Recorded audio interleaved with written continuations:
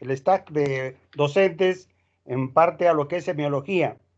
Para empezar la exposición o el tema que me corresponde el día de hoy, debo manifestarles que evidentemente la semiología es el estudio y el tratado de los signos y síndromes que identifica una entidad clínica. Entonces, la entidad clínica vendría a ser una enfermedad o la enfermedad que se presenta en cualquier momento. Y dentro de ellas tenemos que hablar el día de hoy del aparato digestivo, que empieza a nivel de boca, pero desde el punto de vista de un componente de boca, de faringe, componente que es compartido tanto con el aparato respiratorio como el aparato gástrico, o sea, desde el punto de vista digestivo. Y luego, en el contexto de que empieza en el esófago y termina a nivel rectal o anal, en el contexto anatómico. Debo informarles que la semiología digestiva o cualquier tipo de semiología es un ente articulado de lo que es anatomía, fisiología, fisiopatología, patología, microbiología, pero este es un proceso que ustedes van a ir abarcando poco a poco con el correr de los años y años, como estudiantes externos, como internos, como residentes y como asistentes. Deben saber, y mi mensaje es de que ustedes deben saber que el documento más importante dentro de lo que es la semiología es la historia clínica. Ya ustedes me ganan, ya saben mejor que yo qué es la historia clínica, sus partes y tal y cual. Y nosotros, desde el punto de vista de los signos y síntomas del aparato gastrointestinal que me toca exponer, forman parte de los signos y síntomas que identifican una enfermedad o que se suman para poder, de alguna manera, hacer la unidad clínica y poder, en el relato cronológico, si hay en la historia clínica, formarían parte de la presunción diagnóstica sumado a lo que es el ente teórico de anamnesis y el ente de examen físico. Nosotros hablamos de lo que acá hablan en términos de lo que es, qué son náuseas y qué son vómitos en el contexto del tema. Refieren los expertos que pueden ser síntomas de diferentes signos y síntomas. Náuseas, gastroenteritis infecciosa, forman parte de gastroenteritis infecciosa, forman parte cuando una persona tiene migraña, forma parte cuando tiene intoxicaciones, tiene parte cuando hay sinestosis y cuando hay de hecho, una gastritis medicamentosa por medicamentos, incluyendo a veces a los pacientes que reciben quimioterapia. Ustedes dirán, ¿por qué el doctor habla de náuseas y vómitos? Cuando hablamos de gastroenteritis, hablamos vómito, gastro. Enteritis, diarrea. Gastroenteritis. ¿Quiénes son el componente que forma parte de este término? Las infecciones. Salmonella, Shigella, E. coli, ya ustedes. Otro término que ustedes hablan es migraña. La migraña es una enfermedad cerebral desde el punto de vista involucrar el componente vascular, que su carta de presentación es la aura y que posteriormente pues vienen náuseas, vómitos y dolor en migraña, que evidentemente pues ustedes lo irán ya en abanico aperturando. Intoxicaciones, muchas veces uno se intoxica, una intoxicación alimentaria por comer de repente alimentos guardados de un día para el otro, 2, 3 días, y que tienen toxinas o enterotoxinas o exotoxinas que conllevan a que presente vómitos y náuseas. Y sinestosis vendría a ser el componente de la actividad de movimiento. Ejemplo, ustedes han escuchado que cuando una persona viaja en micro o viaja en una ambulancia o viaja en un vehículo en movimiento, presenta náuseas que puede llegar hasta inclusive al vómito. Y medicamentos, hay una inmensidad o una gran cantidad de medicamentos que producen gastritis. Y la gastritis está involucrada en lo que se llama náuseas y vómitos. Y aquellas personas que están recibiendo quimioterapia por un problema desde el punto de vista neoproliferativo o una neoplasia o cáncer, que viene el término cangrejo, el término griego, evidentemente también presentan náuseas y vómitos. Diarreas.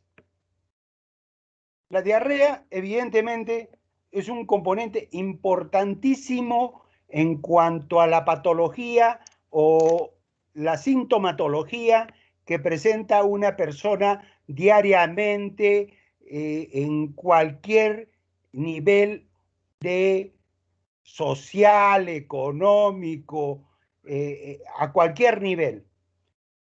Dicen los expertos que es el principal síntoma de la diarrea es la evacuación de heces con consistencia líquida y frecuencia aumentada, 3 o más veces al día. Pero ustedes en el caminar de su práctica encontrarán pacientes que presentarán deposiciones líquidas en el número de 5, 6, 7, 8. Pero eso no es todo. Lo importante es que ustedes van a saber el volumen que en cada deposición en cámara de diarrea se presentará y lo compararán en su diario quehacer en relación a lo que es media taza, un cuarto de taza, una taza, 250 centímetros, para poder evaluar o presumir la probabilidad de una deshidratación. Dice, las personas con diarrea pueden tener otros síntomas. Así es, necesidad urgente de ir al baño, pregunta de examen. Cólicos o dolor en el abdomen, pregunta de examen. Pérdida de control de la evacuación, pregunta de examen. Las personas con diarrea causada por ciertas infecciones pueden tener uno o más síntomas. Pregunta de examen. Sangre en heces, excelente. La Shigella, que es un enteropatógeno clásico, produce heces con sangre. Ahí la pregunta está regalada para el examen. Fiebre y escalofríos.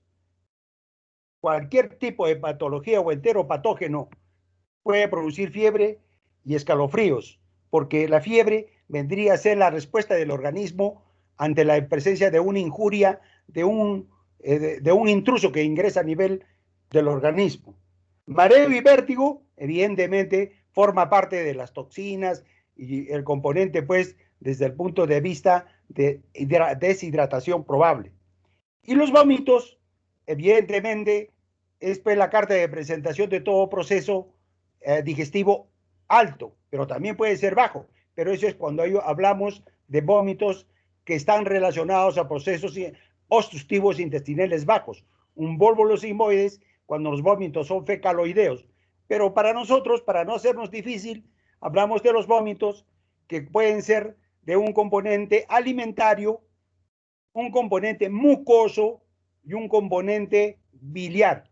Por ejemplo, si yo me han operado de la vesícula o he comido demasiado huevo, que es un colagogo, o componentes grasos que actúan como colagogo, y los colagogos favorecen la constricción de la vesícula y la producción de bilis, que a veces hace un reflujo a nivel gástrico y forma lo que se llama una gastritis alcalina, que forma parte de lo que es este síntoma de vómitos.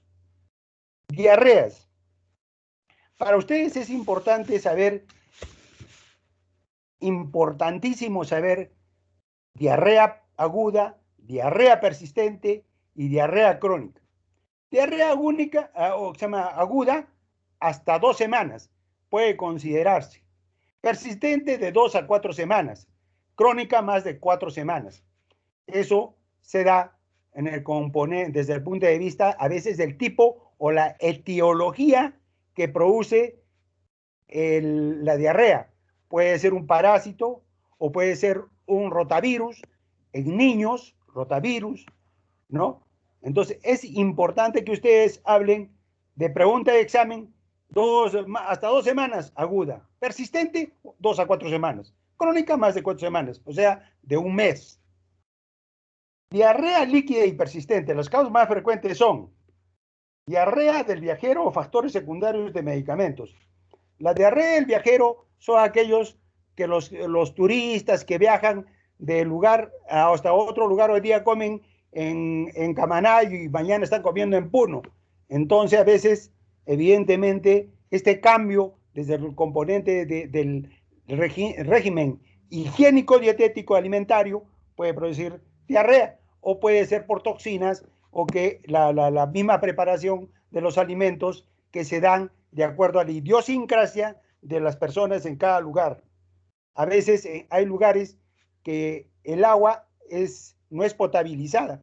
E inclusive en estudios internacional se ha demostrado que parásitos como la Yerdia lambia lograron pasar o lograron encontrarse en aguas potabilizadas. Virales, como les digo, frecuente en niños, rotavirus. Ya ustedes que tengan la idea que es importante para poder ir aquilatando esto del término de diarreas. Infecciones bacterianas, Campylobacter, importantísimo, los más frecuentes,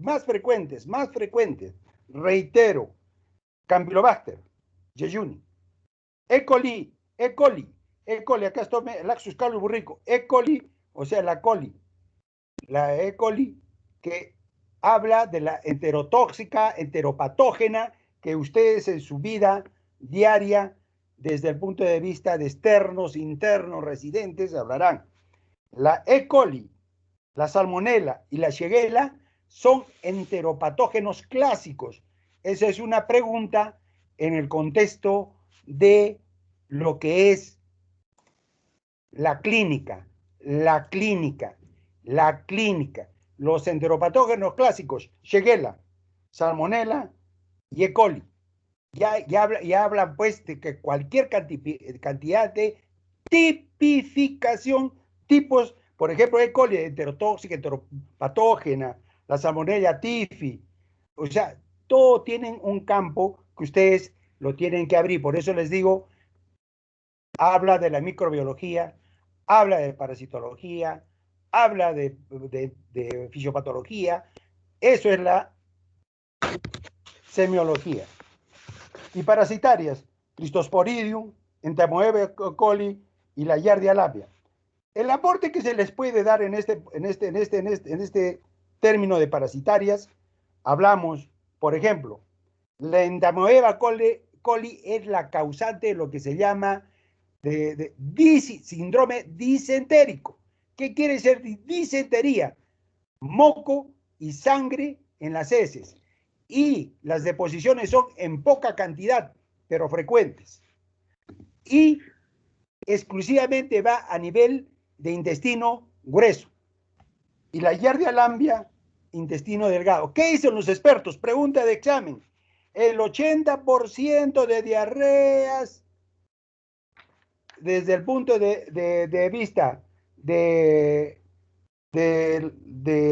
término de enfermedades parasitarias, están involucradas, pues, en Entamoeba coli, Entamoeba histolítica, intestino delgado, que puede llegar a perforar las famosas lesiones de botón de camisa, que puede producir una perforación de intestino grueso. La Giardia lambia es la que produce gran cantidad, volumen de diarrea, o sea, en volumen, pero se localiza en intestino delgado. Giardia lambia, intestino delgado. Entamoeba histolita o la ameba o la del síndrome disentérico en el colon. Melena.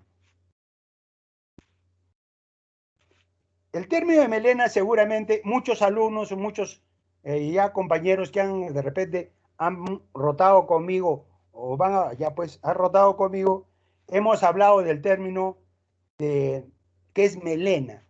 Melena es la caquita, dicen, los griegos hablaban de enfermedad negra, pero posteriormente ya, como fueron mejorando el término, pero sigue ese como los griegos era como la enfermedad negra, pero de la caquita, la caca de color negro, unos hablan bien claro, pero en Shuros, en el libro de Shuros, hablan de un color verde petróleo.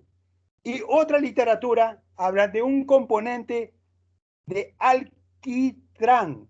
alquitranado, que eso seguramente les podría venir en el examen. Pero melena dice es debido a qué? Que el sangrado es a nivel alto, por encima del ángulo de Treis, hacia arriba.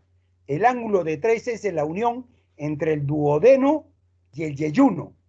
Entonces toma duodeno, estómago, esófago, que es más importante.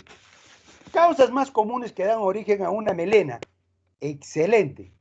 Entonces, si nosotros hablamos que es del ángulo de 3 hacia arriba, y a unos expertos e inclusive hablan para poder hablar de melena, la pérdida de sangre debe ser más de 60 mililitros o más de 100 o más de 90, más de 100 mililitros para que tome la coloración negra. Coloración negra. ¿Qué dicen o sea, desde el punto de vista, hablan acá sí, les repito, debido al sangrado de la parte del tracto gastroesófago, estómago y primera porción del intestino delgado, que es ¿quién? El duodeno. Es de color oscuro, es sangre que es degradada o metabolizada en su paso por el tracto gastrointestinal. Puede durar días, hasta 3 días, dicen unos expertos. Ustedes lo van a leer en sus libros de referencia.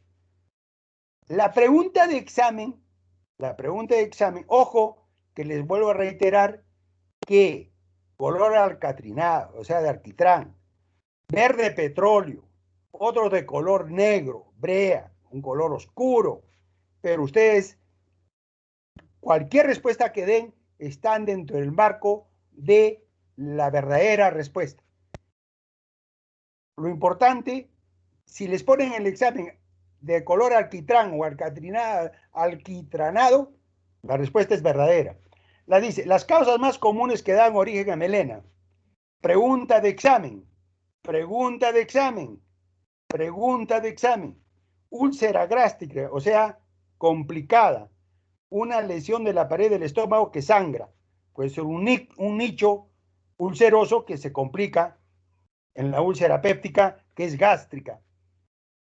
Varices esofágicos, dilataciones de las venas del esófago, en los varices esofágicos. Puede ser una persona que tenga cirrosis hepática y las complicaciones tardías que hablamos de varices esofágicos, hipertensión portal, ascitis. Entonces, no, si ese paciente cirrótico puede presentar melena, sí, y que ustedes dicen, no, porque tiene varices esofágicos. Y el varices esofágico tiene que ser el diagnóstico y tratamiento a través de una endoscopía. El diagnóstico, endoscopía. Tratamiento, endoscopía. ¿Por qué? Porque hacen ligaduras de los varices. Desde el punto de vista, eso es de clínica. Eso lo van a ir aprendiendo en los métodos de diagnóstico cuando hablen de semiología 2. Varices esofágicos, dilatación de venas del esófago ya. Síndrome de Mallory-Weiss. El doctor Pacheco ha tomado mucho alcohol, ha bebido mucha cerveza. Entonces el día siguiente tiene un vómito persistente, frecuente y persistente que conlleva una laceración o de lo que, de la mucosa gastroesofágica y produce hematemesis y también produce lo que es melena. Vuelvo a reiterar que de acuerdo al volumen del sangrado, que es de más de 60 mililitros o 100 mililitros una literatura, Clostrini refiere más de 60 mililitros. Un cáncer de estómago, adenocarcinoma, y finalmente pólipos sangrantes. Miren las causas, o sea que esta puede ser una pregunta de examen, pero ahí está, que ustedes pongan interés en la úlcera gástrica, en los varices, en las úlceras, o sea, puede haber también una gastritis aguda, sangrante, postalcohólica, también. Unos pueden sangrar porque toman mucho alcohol y al día siguiente pueden presentar una gastritis, una hematemesis, producto de una gastritis erosiva, sangrante, postalcohólica. Enterorragia y hematoquesia Los expertos, la literatura, refieren que son sinónimos, hemorragia proveniente de la mucosa intestinal. Pregunta de examen. Si les preguntan, ¿la hemorragia de dónde viene? De la mucosa intestinal. Compromete a la mucosa intestinal. Ojo que como vamos a ver unas alternativas de preguntas, vamos a ver. Hematoquesia es la deposición de sangre, se llama con sangre pura en heces sanguinolentes o con o sin coágulos. Ojo, la literatura unos refieren de un color gelatina, otros de sangrado, con coágulos, pero la hematoquesia es aquella hemorragia que se da a partir de el ángulo de 3 hacia abajo, o sea, del yeyuno hacia abajo, del yeyuno hacia abajo, ¿hasta dónde? Hasta abajo, hasta el recto. Ya ustedes tienen que leer y repetir. Rectorragia es en el recto. Hemorragia por la porción recto-anal de la sangre roja rutilante, o sea, originada en el recto o en el canal anal. Entonces, eso estaría casi involucrado en lo que es el término de enterorragia. El cuadro clínico, que es importante, dice, depende de la cuantía del sangrado. El paciente puede presentar mareos. Ojo, pregunta de examen. El paciente puede presentar mareos, vértigo, fatiga, palidez, cutáneo mucosa, taquicardia, finalmente shock. A veces viene una transpiración, sudoración profusa. Shock en casos de una hemorragia masiva.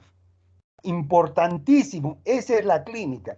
Ustedes tienen que ver si el paciente tiene verde, o sea, mareo, fatiga, dolor abdominal también, importa, o sea, pero si es a nivel, o sea, el sangrado es en buena cantidad, entonces el paciente tendrá esta sintomatología, cuando el sangrado es masivo. Pujo y tenesmo. ¿Qué quiere decir los términos según lo que habla el sílabo? Pujo y tenesmo. Dice así, pujo, ganas continuas o frecuentes de defecar con dificultad para lograrlo y acompañado de dolores. Puede estar acompañado de cólico y esfuerzo para defecar. Un dolor cólico abdominal. Dolor cólico abdominal. Causas. Pregunta de examen. Inflamación del colon. Una colitis. Hemorroides prolapsadas. Ahí está la imagen. Absceso rectal. Puede ver, pues, de que evidentemente puede haber unos hemorroides que de repente sea trombosa dentro de un germen y de repente se produce un absceso, un germen y que evidentemente se infecta. Y también el pujotenesmo da pues, hablan los expertos de que también la ansiedad nos puede ir o nos puede obligar a irnos al baño, muy frecuente. Constipación y estreñimiento.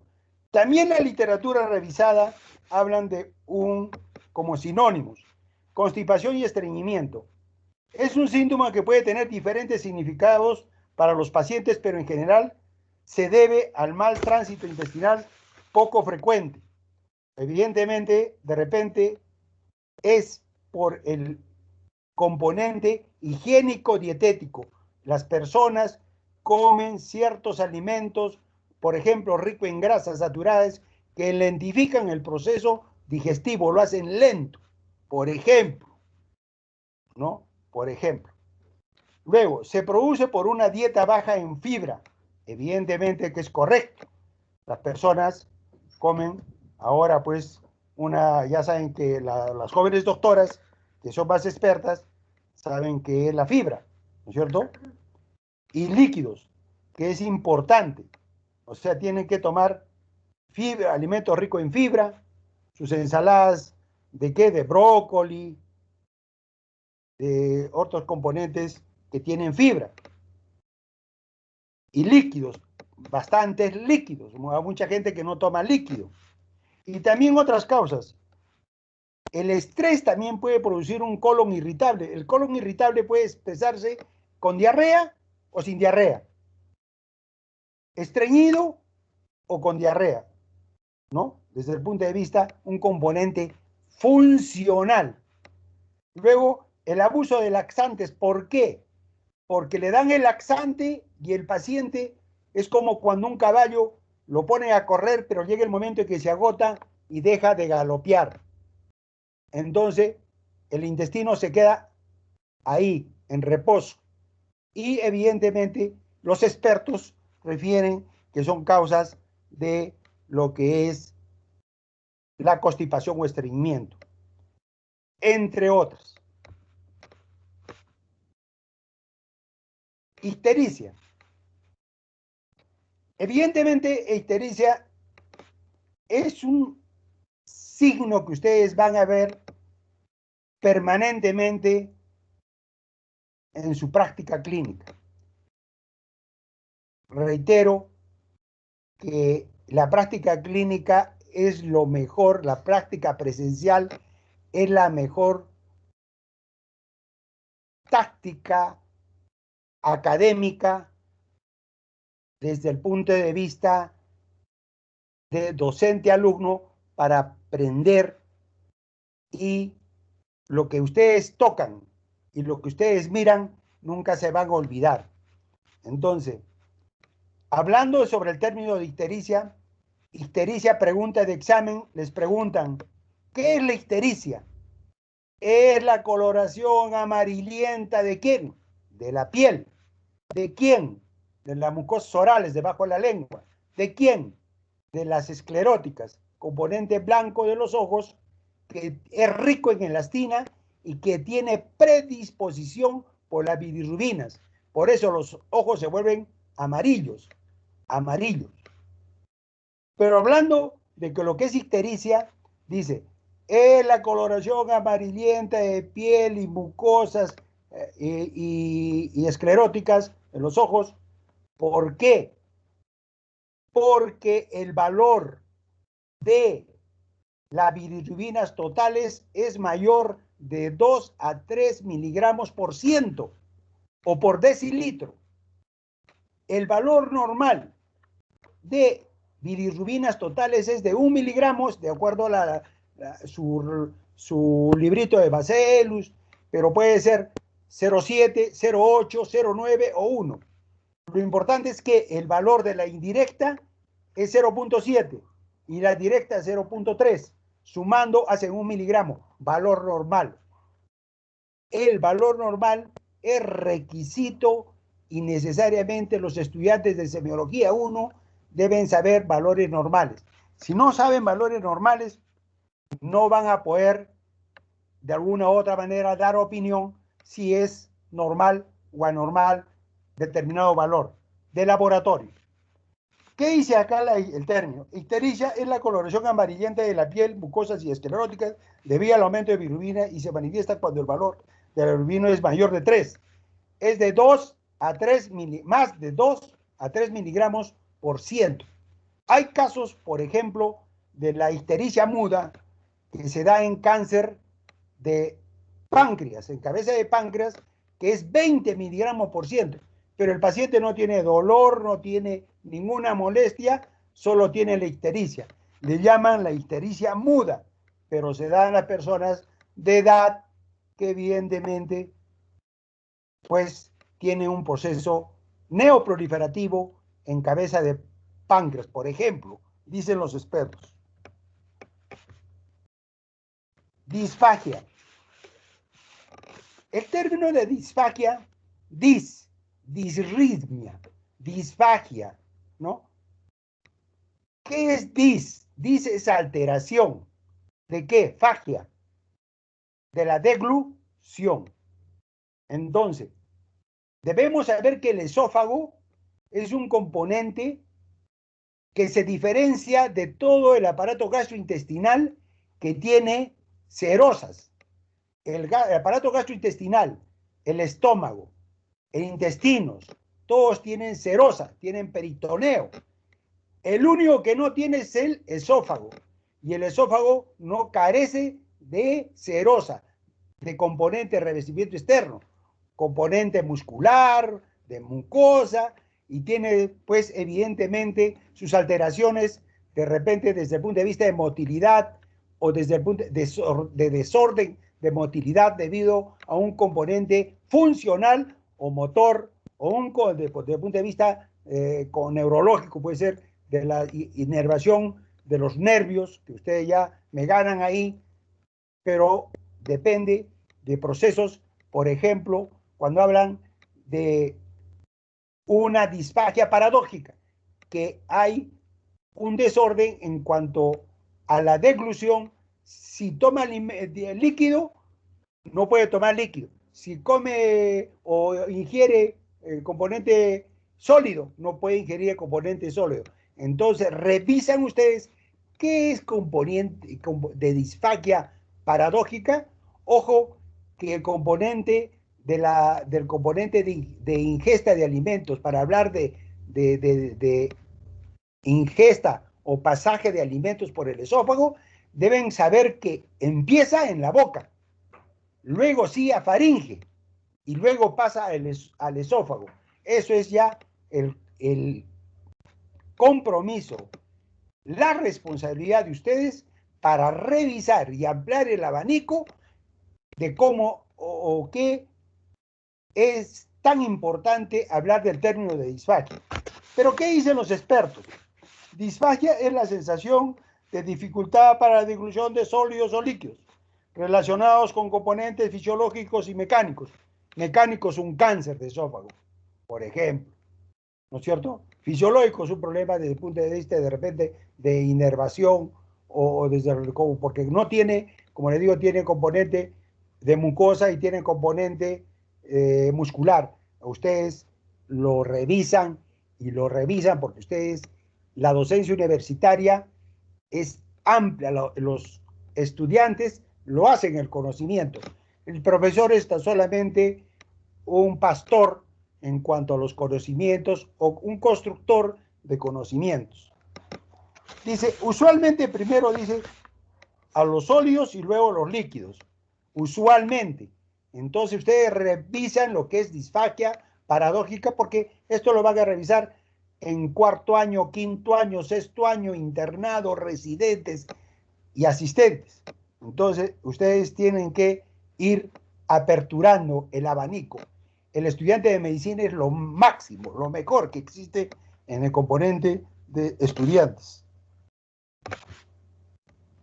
Miren qué fácil y tan corta ha sido la clase que me han dado de exposición. No sé cuánto tiempo se ha tardado. 53 minutos, demasiado. 33.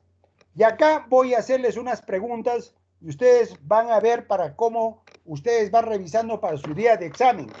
Por ejemplo, la hemorragia digestiva baja o enterorragia, dice, ¿no es cierto?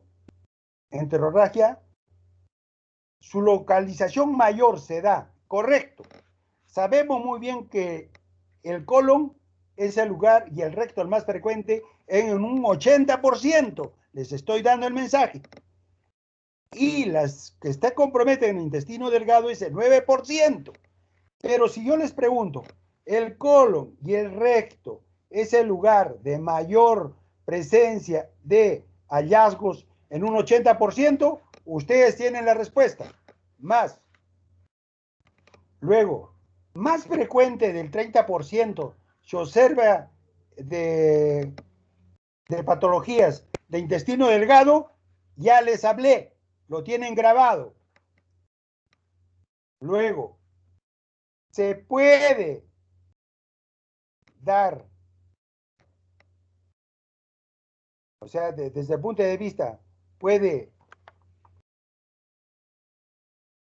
ver desde el punto de vista topográfico, se puede, ¿no?, determinar desde el punto de vista topográfico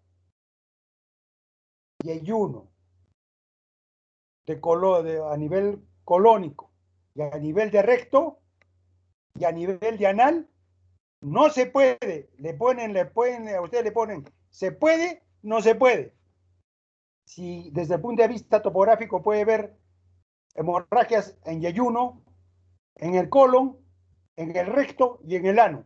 Tienen la respuesta ustedes. Dos. Otra alternativa.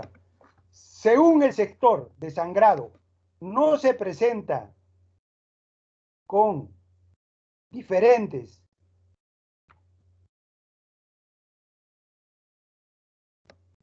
manifestaciones, o sea, desde el punto de vista, con diferentes manifestaciones, no se presentan con diferentes manifestaciones, según el sector del sangrado, ¿se presentan o no se presentan? Dice acá, no se presentan con diferentes manifestaciones. Ustedes tienen la palabra. Finalmente, enterorragias. Las enterorragias.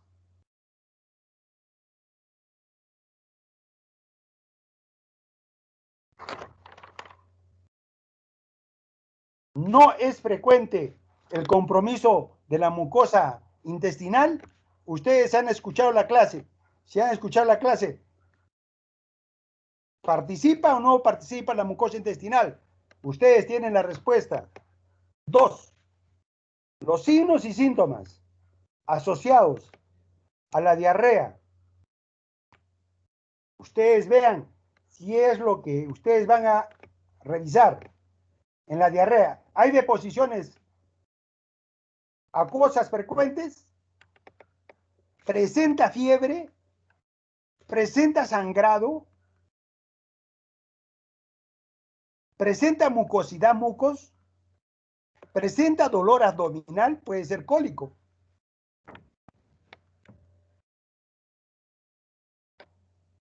No presenta necesidad urgente de realizar deposiciones. Revisen, lo he dicho y lo he repetido. ¿eh? O sea que ahí, si lo tienen grabado, la respuesta está dada. En la hemorragia digestiva alta, que es llamada, o sea, si presenta el paciente melena, los signos y síntomas, ustedes vayan a ver y revisan. Ese es de color negro, brillante, similar al alquitrán.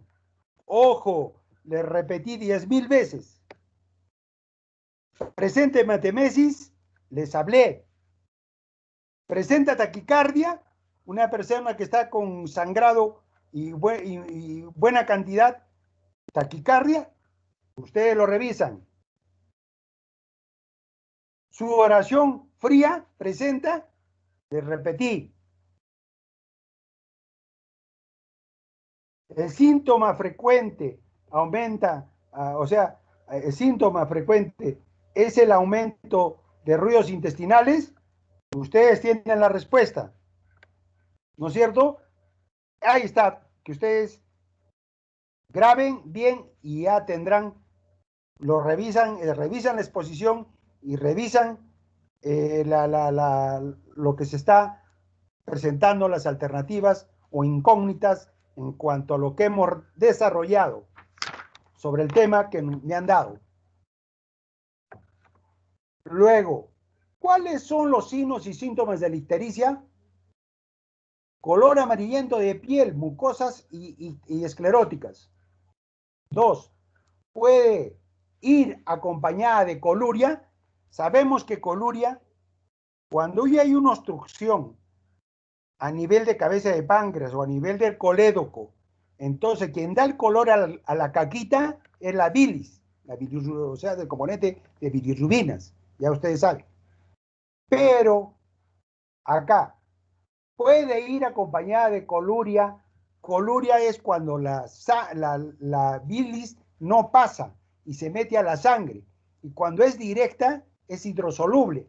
Al ser hidrosoluble pasa a nivel renal. Y a nivel renal se presentan orinas de color como té cargado. Otros hablan de color marrón. Y eso es coluria. Entonces dice, puede ir acompañada de acolia la colia es la que no tiene el color, la caca es color blanquecino, porque la bilirrubina da el color a la caquita. Entonces, si es un color blanquecino, dice, puede ir acompañada de acolia, heces blanquecinas y muy claras. Ustedes tienen la respuesta. Ictericia. Cuando las bilirrubinas totales o las bilirrubinas son mayores de 2 miligramos por decilitro, ustedes tienen la respuesta. Finalmente, las causas de hemorragia digestiva alta o melena son varices esofágicos, son el síndrome de Mallory-Weiss, son gastritis aguda sangrante posalcohólica, adenocarcinoma gástrico, pólipos sangrantes. Ustedes tienen la respuesta. ¿Alguna pregunta, doctores? Se terminó. ¿Cuánto tiempo tardó la clase? ¿Me escucharon? 41 minutos, doctor. Entonces tengo 3 minutos para que ustedes puedan hacer el análisis y comentarios sobre la clase, que ha sido muy rápida, que no se ha hablado nada, no han aprendido nada, y que repitamos nuevamente la próxima semana. ¿Qué dicen? ¿Ha estado claro, preciso? ¿Se les está dando todo el material para que ustedes revisen?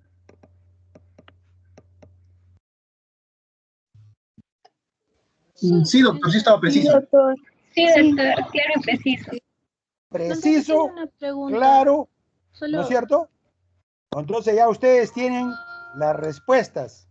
Estudiar, estudiar, estudiar. El mejor mensaje que les da un profesor: estudien, estudien, estudien. El conocimiento no viene del aire, del cielo, no cae. Tienen que buscarlas. Y los estudiantes de medicina son los que son personas o son estudiantes especiales dentro de todas las carreras que existen. Son muy responsables, les gusta estudiar, les gusta explorar. Ojo que estamos ahorita en la pandemia, en un barco que ha naufragado y que verdaderamente no sabemos, estamos explorando desde el punto de vista académico, desde el punto de vista, pues, ¿no? Estamos siendo unos aventureros. Doctores. Doctor, Entonces, yo tengo una pregunta, disculpe. Todas las que usted quiera. Ok. De las 5 causas de sangrado que mencionó, ¿hay alguna de ellas que sea como que la más común? Porque nos mencionó que todas ellas eran comunes, pero en grados está ordenado de úlcera primero y así, ¿o cómo? No. O sea, nosotros hablamos de causas en general. Comunes, las que se ve comunes, si sería en unas personas, en un grupo de personas alcohólicas con cirrosis hepática, ¿tienen varices esofágico o tienen gastritis? ¿Y usted qué opina? Claro que también toman porque son alcohólicos. Su complicación tardía, como son alcohólicos crónicos, tienen hepatopatía crónica. Entonces, la posibilidad, hablaremos ya síndrome de Busch-Chiari cuando hagamos hemología 2, ya la vena cava por superior, pero ¿usted qué opina? Todo depende del grupo de personas. Por ejemplo, varones toman más alcohol que damas, o las damas toman más alcohol que varones. ¿Qué opinan? Los varones. Así es. Así es. Pero si a las damas que están embarazadas toman alcohol, fuman, ¿ustedes qué les digan? ¿Que sigan fumando y siguen tomando alcohol? Doctora, que me preguntó, ¿qué le diría usted? No, Porque va a tener un bebé de bajo peso, muy bajo peso. No fume usted, no tome alcohol, tal y cual. Eso es causas, estamos hablando de causas. Pueden hablar del el 40%, 80%, pero ya les he adelantado en cuanto a lo que es en relación a lo que era hemorragia digestiva baja. Ya les he hablado topográficamente qué es la respuesta, doctora. ¿En el colon o en el intestino delgado? ¿Cuál es el mayor porcentaje? Si es baja en el colon, doctor. Aprobada. Ya, pues, ¿para qué va a estar examen? Ya se le di la pregunta. Gracias. ¿En qué porcentaje? 80% creo. Ya. ¿Y el intestino delgado cuánto es? 8%. El 9%. Pero si le ponen, la más frecuente es del 30% del intestino delgado, ¿falsa o verdadera? Falso. Ah, falsa, ¿no es cierto? ¿Ya ves? Las otras también. No se puede dar desde el punto de vista topográfico.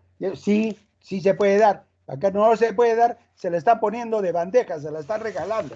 Y por eso tienen que estudiar. ¿Alguna otra pregunta, jóvenes doctores?